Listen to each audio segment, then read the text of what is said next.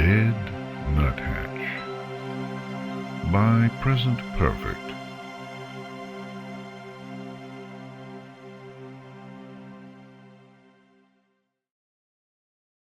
Washing dishes was one of Fluttershy's favorite activities. Few things could rival the pure delight she felt when caring for her animal friends, but that care required a great deal of effort. Not to mention, though the circle of life was something she had made peace with long ago, animal work was rife with sadness and loss. Breaking a dish was no cause to mourn. Beyond simple avoidance were the touch and sound of water running in her sink, the rhythm of scrubbing soothing her. And as with healing a sick or injured animal in her care, so, too, did she derive pleasure from making dirty things clean again. Cleanliness, the one domain in which she could truly exert control over the world at large.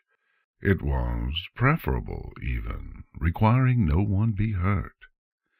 Enjoyment, then, was the excuse she used for letting dishes build up for days at a time. Yes, she was often legitimately distracted by the chores required to care for her animals, or by spending time with her friends, or by the vagaries of being an easily distracted, silly pony, and the work would pile on itself. But an overflowing sink promised half an hour of soothing, watery, scrubby joy, at the very least, which she would miss had she done the dishes immediately upon dirtying them. Nothing was less satisfying than wetting her hooves only to have them dry a few minutes later. This is what she told herself every time it happened. On this particular day, Fluttershy was washing dishes when Angel Bunny approached her in an uncharacteristic tizzy. His insistence alone caused her to drop what she was doing, not literally, thank goodness, and follow him to a window, drying her hooves on a towel the whole way. Outside, a single white-breasted nuthatch sat on the ground beneath her main bird feeder, poking at spent sunflower seed shells, bobbling from side to side as though new to the concept of locomotion. Needing no further explanation, she dropped her towel and flew for the front door. Nuthatches were adept tree climbers. Fluttershy never failed to smile when she saw one clung to the side of a trunk, skipping its way up and down the bark, as though under the sway of its own personal gravity. But that same arboreal prowess put them at a disadvantage on the ground, and even when trying to perch on the spokes of the feeder. Hence the nuthatch out her window, so like a small toy yanked about on a string. By the time she had made it to the feeder, the nuthatch lay with its face in the shells, wings outspread, worshipfully. Fluttershy's heart clambered into her throat as a chipmunk zipped out of hiding, slamming full speed into it. Another emerged from elsewhere, doing the same and flipping the nuthatch onto its side. "Stop!" she shouted, loud as she could, and both chipmunks dove for the underbrush. No other animals had been in the clearing, but the woods around her house immediately stilled. All eyes were on her as she approached. "Are you all right?" A pointless question to ask, yet she had asked it anyway. The bird lay still and unbreathing. She moved upon it warily, as though it might spring back to life at any second. Again, a pointless notion, but one she could never shake when encountering a dead animal. Maybe it was just wishful thinking. Fluttershy, after all, was a hopeful, silly pony. She sighed, scooping the thing into her hooves. Even when alive, birds are weightless, ephemeral. The nuthatch was little more than a black-gray and white puff of cloud.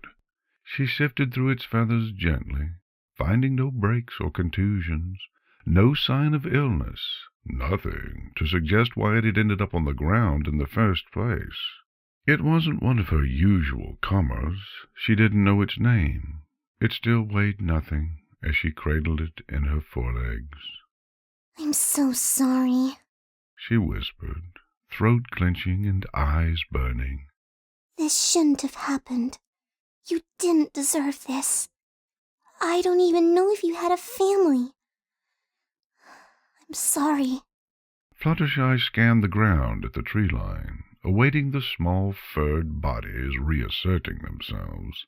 Inwardly, she filed through what she knew about nuthatches and how they preferred their dead to be handled, and not to mention the location of her personal animal burial grounds. A tiny portion of her mind considered taking it to one of her carnivore friends, only to dismiss the idea immediately. Almost all of them preferred their food fresh, and certainly not second-hand. Whoever did this, She said to no one in particular, her voice low and dangerous. had better come out and apologize. From her hooves tendrils of magic, sullen, as always, tugged at the earth in time with her words. Much like earth ponies themselves, earth magic was proud. It resented being tethered to Fluttershy, being commanded by her. But ponies were creatures who lived on magic as much as air, water, or food. A Pegasus, for whom 5 wing power was a good day, needed something to fill the void left inexplicably in her soul. I will find you. It wasn't like she could control it very well anyway. To other ponies without a talent for handling animals, her abilities no doubt looked effortless.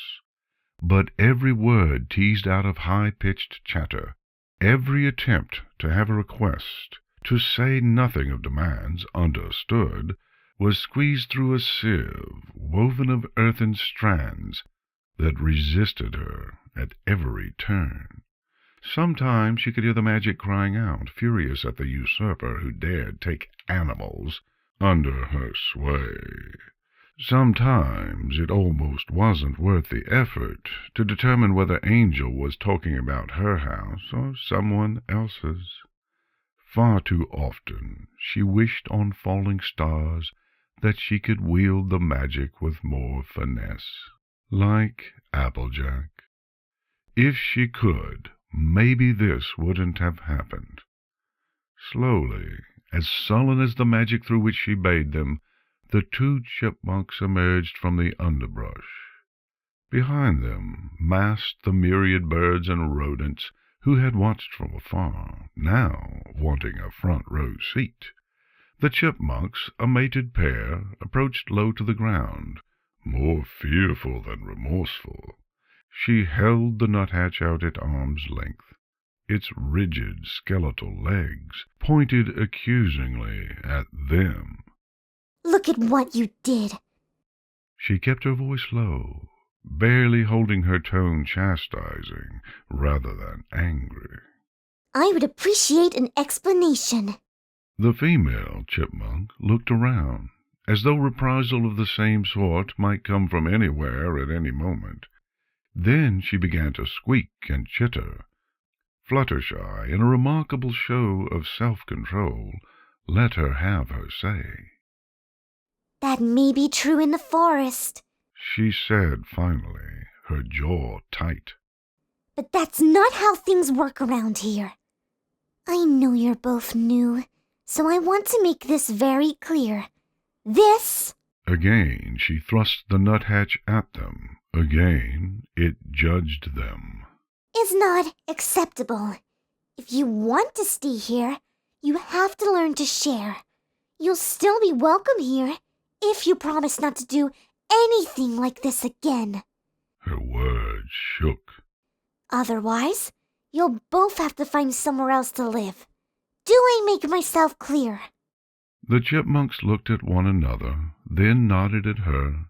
Birds immediately returned to the feeder, and squirrels moved in to sort through the fallen seeds. The mood in the clearing was nevertheless subdued, as Fluttershy tucked the nuthatch under her wing and rose. The 2 culprits slunk back into the foliage. The magic receded, snarling to itself. Fluttershy let out a sigh and nodded to Angel Bunny.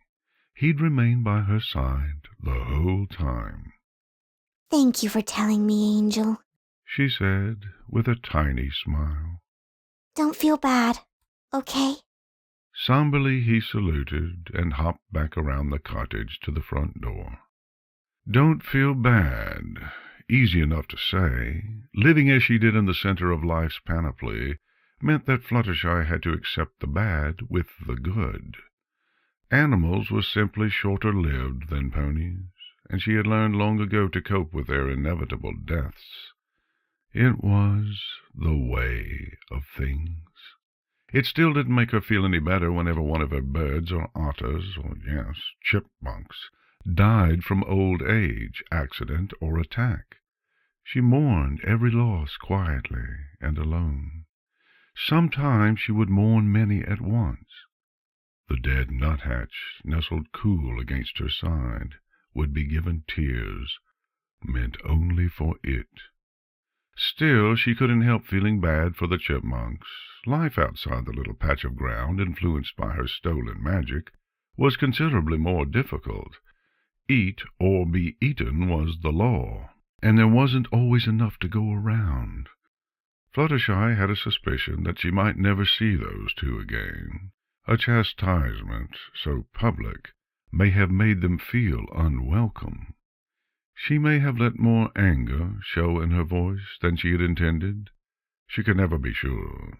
But it had been a dire situation, one she hadn't had to deal with in years. Eat or be eaten.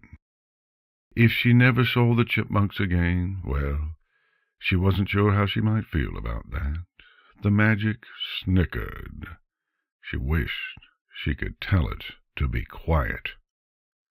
As Fluttershy carried the Nuthatch to the southeast burial ground, the sunniest one, she reflected on that. She was, after all, a very tired, very silly pony.